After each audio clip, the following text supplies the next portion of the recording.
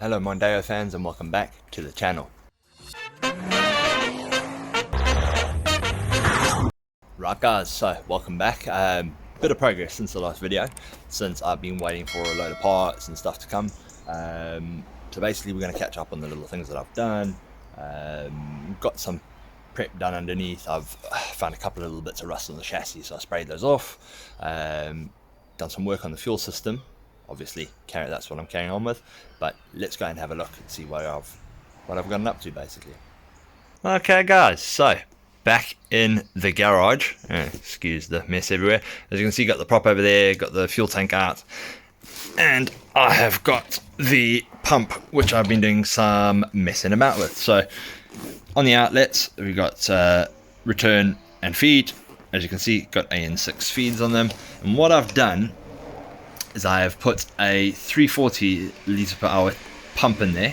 Now, excuse the noisy motorbikes going past. Now, this wasn't entirely needed for what I'm going on. Obviously, the normal in-tank pump would have kept up, but I had those problems. Now, upon taking this all apart, you're not actually going to believe what I have found. So, old pump. Freaking nozzle's broken off, look at that.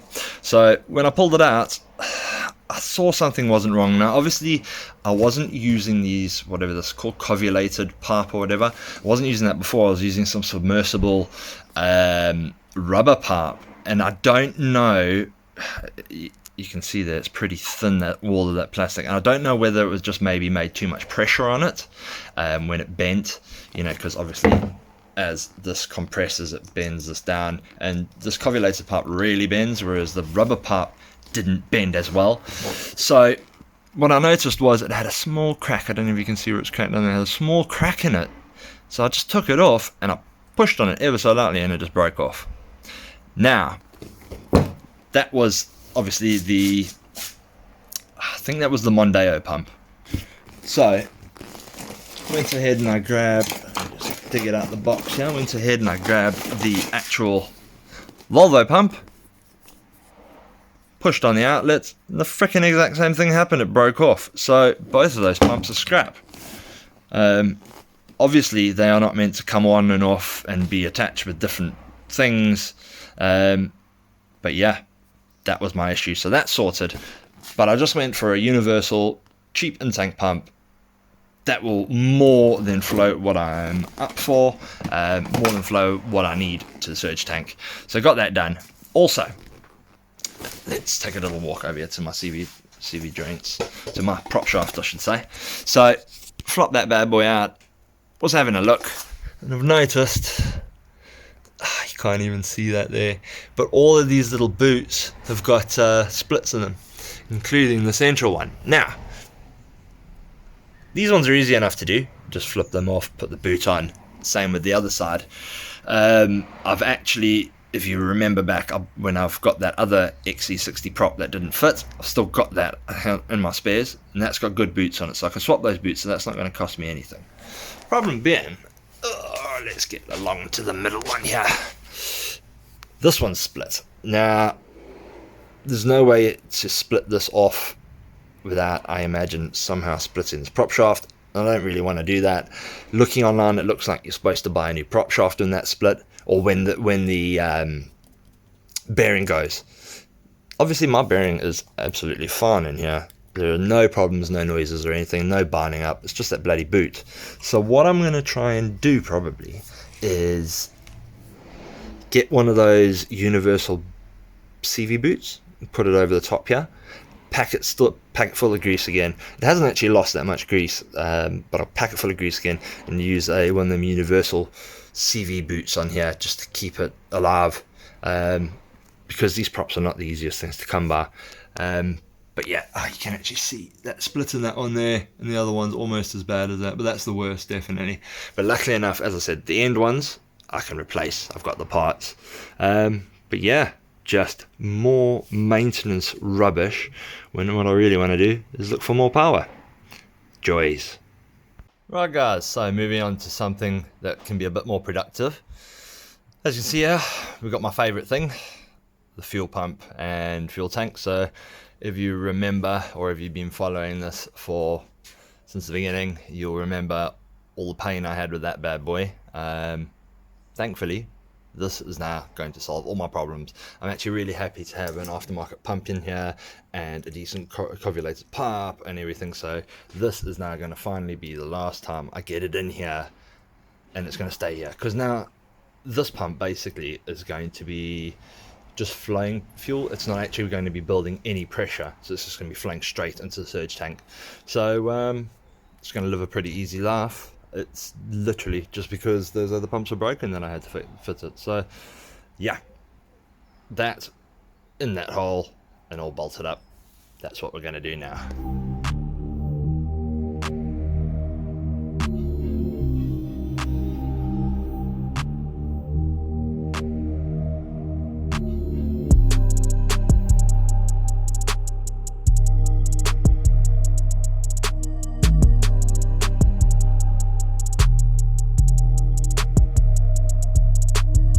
Right, all in.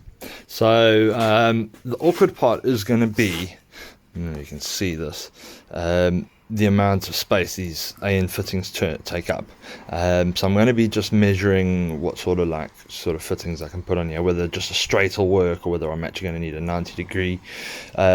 Ideally, I'd like the cables to be fed, the pipes, sorry, the AN6 pipes to be fed down and through here. So they've actually got these little lock tabs in here, so the pipes fit really well inside of there, so I could have feed and return going to there and then going out. But yeah, that is the general setup, all done. So this thing is pretty much ready to go back into the car, but obviously I've got to run the lines above this first, and I've also got to order the right amount of piping, hosing.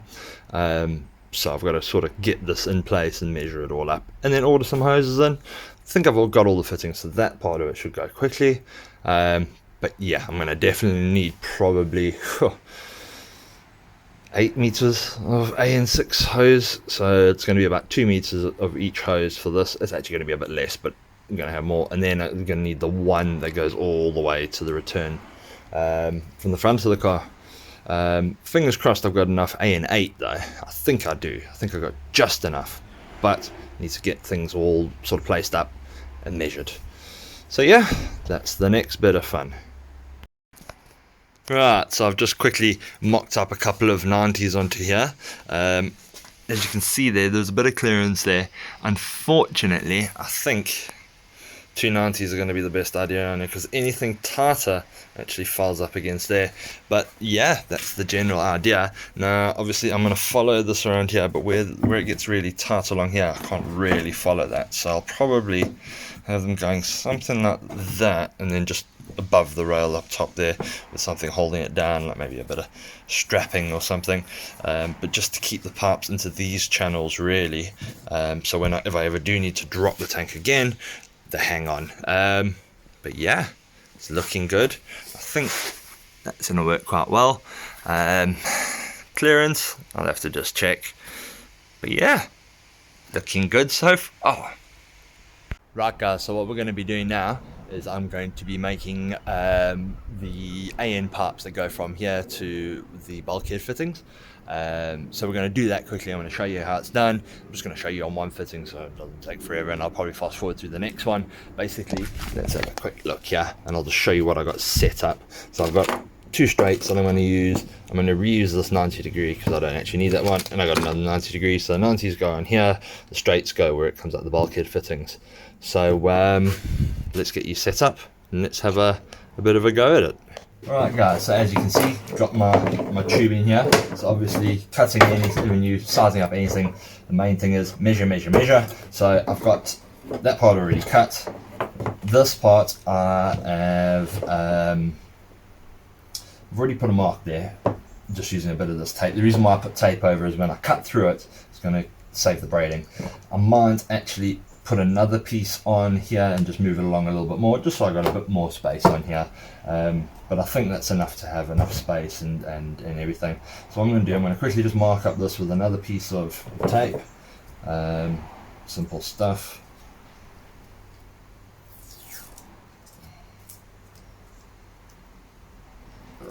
If I can get to the tape. This is just some low tack masking tape, nothing special.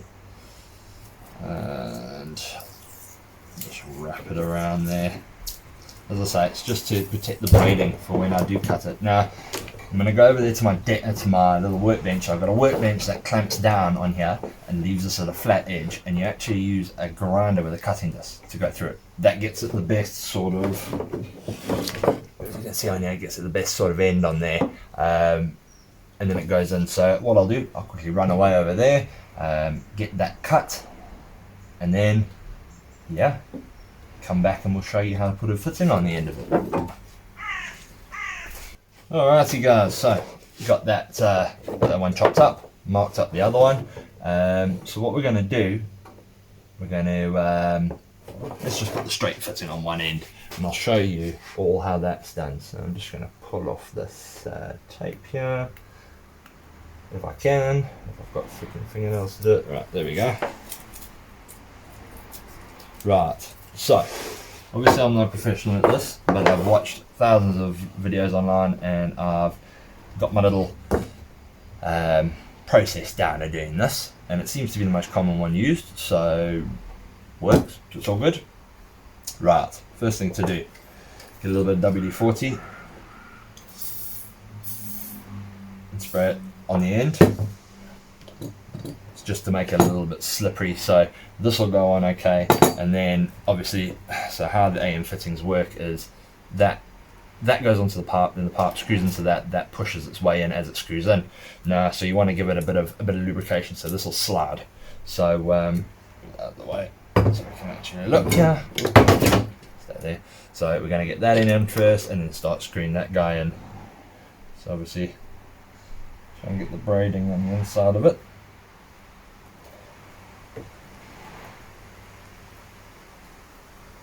I'm just twisting it on. You have to put quite a bit of pressure on these things because it's a nice snug fit. And then check on the inside, and you can actually see if the part has grounded out on the inside of that, which it has, which is perfect. Just squirt another little squirt, and then get this guy started. So we just keeping a bit of pressure on there initially, testing them in, because what will eventually happen is that will get far enough that it will close on the outside, and then the threads will obviously just work its way in while still kind of pulling on it. So at the beginning you just got to make sure it stays on there. Yeah, it's gone tight now, so that feels good. And what I've got, unfortunately I've only got one proper AN shifty spanner, so I've got my large shifty here wrapped up with a bunch of masking tape just to not damage any of the fittings, and then on with this, and basically we just tighten it all the way till it grounds out. Just keeping an eye on these threads here, just making it sure it's not moving or anything like that.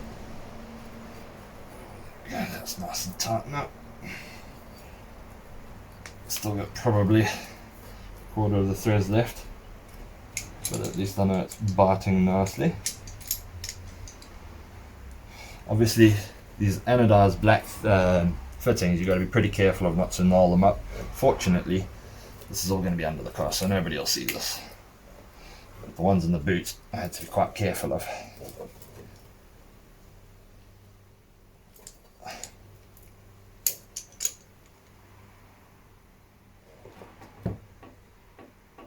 There we go. That fitting is on, tight and ready to go. So basically I'm going to put the new 90 degree on the other end and then put it up under the car. So that's my next bit of fun now. Joy and fun. Right guys, so got it all the parts finished up, out of the way. So as you can see, 90 degrees, and I have actually managed to fit them in here, just to keep them tidy, and there's actually no restriction. I thought there'd be a restriction here where it kind of bends, but it seems okay. And then obviously these go out to the back. So what I can do now, I'm going to get this fuel tank basically in place in the car, and then tighten in those. And then that should be at least this part of the fuel system done. Okay guys, so that's the tank now in the car, all plumbed in. I tested it, it's all pumping fuel, everything's looking great. A good thing about this fuel piping, I've managed to use the internal venturi, so the internal sort of equalization of sides of the tank is going to be working fine now, so bonus. It seems to fill about the same rate as the other one did, so no stress, it's going to work. Measured out some piping, gonna have to order a load more AN6, a bit more AN8 because I'm quite short. I need a 90-degree turn, there's a few things I need, but long story short, I guess there's not much more I can do right now. Again, gonna do some shopping, gonna take a couple of days to get some stuff in, so unfortunately this one's gonna be short and sweet, not much really going on, just slow progress, just carrying on and doing my thing. So hopefully in the next video we'll get the lines up to the front, and then I'll order up the fittings I need to the front, and then we get to put the battery in the boot, start it all up and make sure everything works. But yeah, once again, thanks for bearing with me, thanks for all the support, comments, views. Share it around, drop some more comments and some more views, you know the story. But yeah, until the next time, see you then.